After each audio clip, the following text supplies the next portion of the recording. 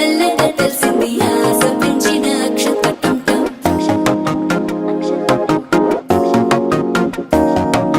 పొదసాటున సిగ్గుల సప్పుడు పొడి చేయగానే పొద్దుల గిచ్చుడు వేడి పంచే కోకలంచే అల్లుకుంటే అల్లుడు తగ్గడు మాలటం